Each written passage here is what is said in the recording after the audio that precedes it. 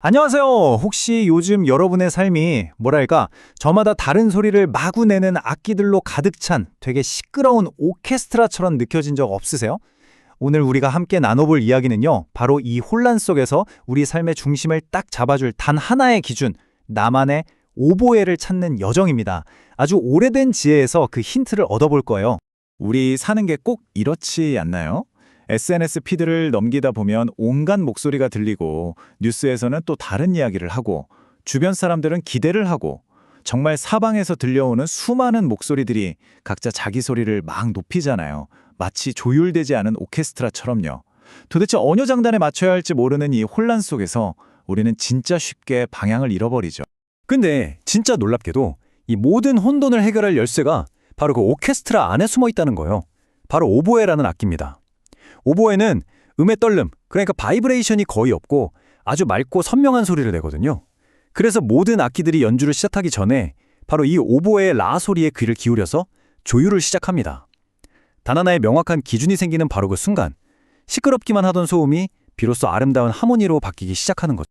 자, 그럼 이제 이 질문을 우리 자신에게 던져봐야겠죠. 이 복잡하고 시끄러운 세상 속에서 당신의 삶을 조율해줄 명확한 기준, 당신의 오보에는 과연 무엇인가요?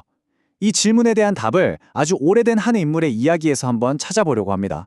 우리가 보통 아브라함의 이야기를 그냥 옛날 종교 이야기 정도로만 생각하잖아요.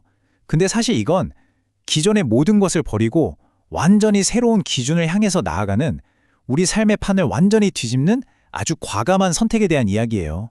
먼저 아브라함이 살던 시대를 좀 이해하는 게 중요한데요. 한마디로 벽돌 세상이었어요. 모든 걸 규격에 딱딱 맞춰서 찍어낸 벽돌로 하늘에 닿으려는 바벨탑을 쌓았죠. 오직 인간의 힘, 인간이 만든 질서, 인간의 성취만을 최고로 여겼습니다. 모든 걸 인간의 손으로 통제할 수 있다고 믿었던, 기술적으로는 엄청 화려했지만 영적으로는 텅 비어버린 그런 세상이었던 거죠. 바로 그 모든 것이 인간의 계획 아래 있던 벽돌 세상의 한복판에 아주 단순하면서도 강력한 명령이 들려옵니다. 복잡한 인간의 시스템과 계획과는 너무나도 다른, 완전히 새로운 기준이 제시된 거예요. 이 결정이 얼마나 엄청난 것이었을까요? 75세, 요즘으로 치면 은퇴하고도 한참 지난 나이잖아요. 그런데 평생 이뤄온 모든 것, 나를 지켜주던 모든 안전망을 그냥 다 버리라는 요구였어요. 내가 속한 문화, 부족사회의 보호, 심지어 대대로 내려온 가업까지 전부 다 내려놓으라는 거죠. 이건 단순한 이사가 아니라 자기 세상 전체를 포기하라는 것과 같았습니다. 여기서 아브라함의 변화를 이끈 핵심 원리가 등장하는데요. 바로 자기부정이라는 개념입니다. 근데 이게 절대 자기를 미워하거나 혐오하라는 뜻이 아니에요.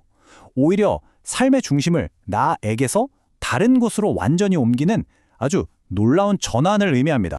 자기부정이란 건요, 내가 지금까지 절대적으로 믿어왔던 나의 기준, 나의 계획, 나의 권리를 잠시 내려놓는 거예요. 내 방식이 무조건 맞아 라고 생각하는 대신에 그 자리에 더 높은 목적이나 새로운 기준이 들어올 수 있도록 의도적으로 공간을 비워두는 거죠. 그러니까 아주 긍정적인 행위인 셈입니다. 그 차이를 한번 볼까요? 이전에는 내 기분대로, 내 계획대로 모든 걸 통제하려고 했다면 이제는 여정 그 자체를 신뢰하고 더 높은 인도를 따르는 삶으로 바뀌는 겁니다. 나의 권리를 주장하기보다 겸손을 배우고 나의 성취를 내세우기보다 보이지 않는 더 큰 힘을 믿고 나가는 것. 이게 바로 자기부정의 핵심이에요.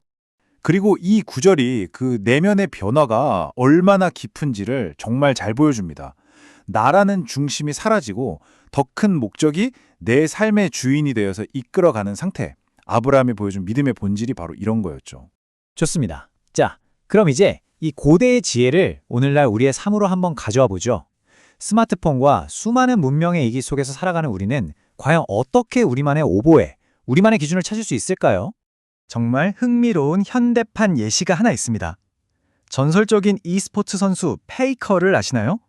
그는 하루에 10시간 이상 게임을 하지만 스스로는 게임 중독이 아니라고 딱 잘라 말합니다. 어떻게 그게 가능할까요? 그 비밀이 바로 기준에 있어요. 그는 게임을 단순한 유흥이 아니라 연구와 탐구의 대상으로 삼습니다. 그리고 틈틈이 독서 같은 다른 활동으로 삶의 균형을 맞추고 일과 삶의 경계를 아주 명확하게 하죠. 이게 바로 자신의 일에 잡아먹히지 않고 더 높은 기준으로 그것을 다스리는 현대적인 지혜인 겁니다. 여러분의 삶은 어떤가요? 여러분을 중독시키고 방향을 잃게 만드는 그 게임은 무엇인가요? 그게 일이든 어떤 관계든 혹은 떨쳐내지 못하는 습관이든 페이커처럼 새로운 기준을 적용해서 그것에 다스릴 방법은 없을까요? 근데 여기서 진짜 재밌는 반전이 있어요. 이 새로운 기준이라는 건 세상에 말하는 강함이나 능력을 요구하지 않는다는 점이에요. 오히려 다윗과 골리앗 이야기처럼 가장 약해 보이는 존재를 통해서 세상이 도저히 이해할 수 없는 강력한 힘을 드러낸다는 거죠. 바로 이 점이 아브라함의 이야기를 더욱 놀랍게 만듭니다. 왜 젊고 유능하고 힘 있는 사람이 아니라 이제는 자녀조차 낳을 수 없다고 여겨지던 75세의 노인을 부르셨을까요? 바로 그의 약함 속에서, 그의 한계 속에서 완전히 새로운 역사를 시작하기 위함이었던 겁니다. 자, 이제 슬슬 결론으로 향해 가보겠습니다. 이 모든 것을 포기하고 새로운 기준을 받아들였을 때 우리가 궁극적으로 얻게 되는 건 과연 무엇일까요? 그건 바로 인생의 리셋 버튼입니다. 이 바라크라는 히브리어 단어에 그 비밀이 담겨 있어요. 이 단어는 정말 놀랍게도 축복하다라는 뜻과 동시에 무릎을 꿇다라는 뜻을 가지고 있습니다. 이게 뭘 의미할까요?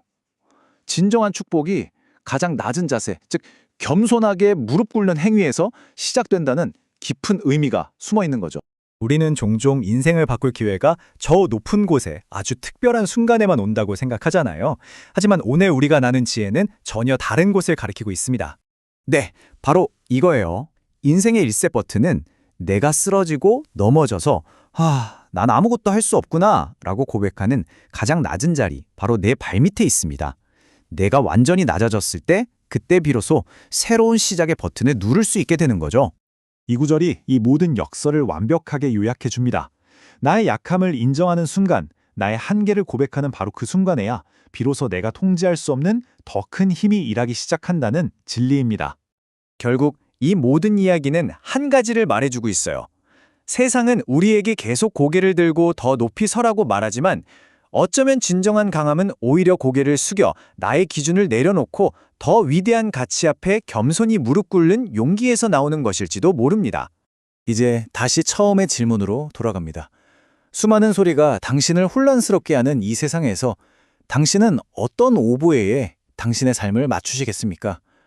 오늘 나눈 이야기가 그 답을 찾는 여러분의 여정에 작은 영감이 되었으면 좋겠습니다.